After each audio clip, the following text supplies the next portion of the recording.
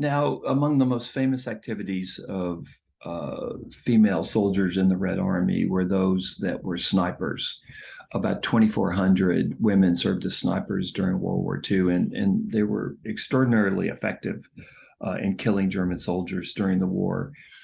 And the reason that snipers were so important for the Soviet Army was that when the Soviet Army, when it was on the defensive, and remember during the first year or so of the Soviet invasion by the Nazis, the Soviet Union pretty much was on the defensive.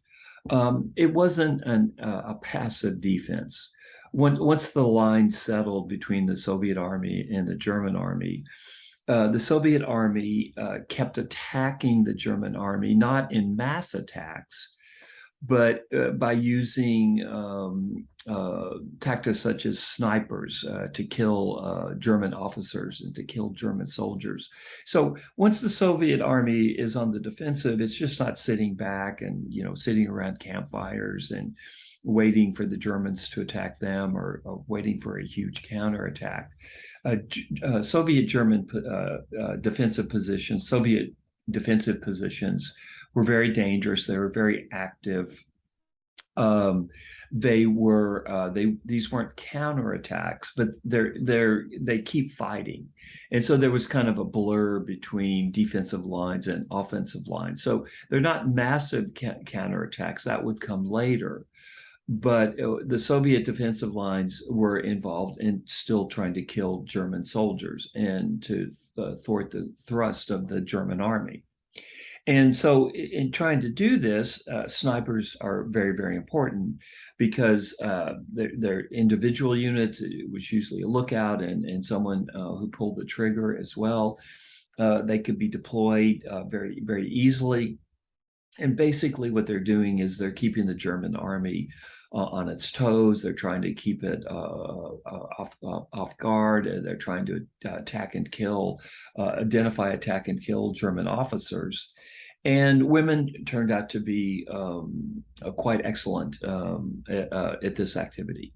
You might remember in the first part of the reading of Unwomanly Face of War, one of the snipers talks about being in ice for 12 hours and just being very, very still, and the ice would melt around her. Just extraordinary stories.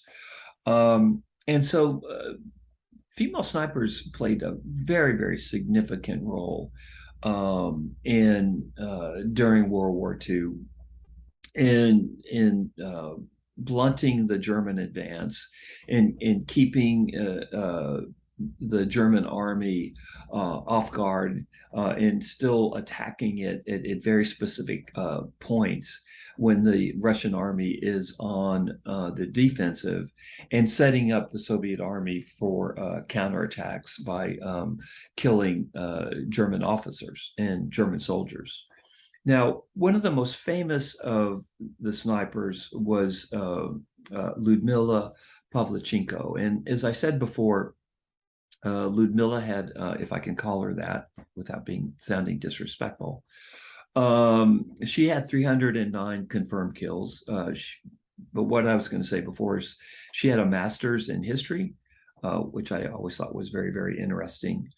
And she fought in the southern sector of the battle of the war in the Soviet Union, in Odessa, in Moldavia.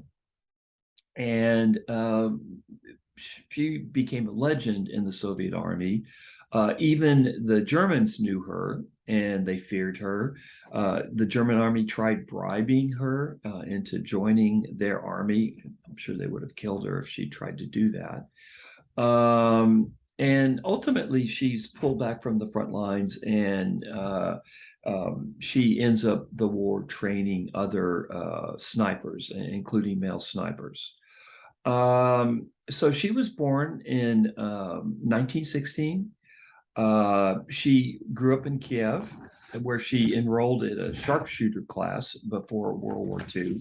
And she earned a sharpshooter badge as a young teenager, even before the war started. Once the war began, that she knew that she had skills that the Army could use. And she made her way to the Odessa recruiting office. Odessa is a town in Texas, of course, but it's also a town in Ukraine. And she recruited, and she went to a recruiting office to enlist. Um, she was pushed to be a nurse, but she wanted to join the Soviet infantry. And she enrolled in the Red Army's 25th Rifle Division as a sniper. Of the 2,400 or so Soviet snipers that served in World War II, only 500 survived the war. It was extraordinarily dangerous business what these women were up to. So let me repeat that again. Of the over 2,000 female snipers that served the Soviet Army during World War II, only 500 survived the war. So she became a legend in the Soviet Union, and then the Soviet government decided that she would be of the more use as a propaganda than she was killing German soldiers. They had other women that could do that, and men as well. It wasn't obviously just women who were snipers. There were many, many men that were snipers as well. But in 1942, she was sent to the United States.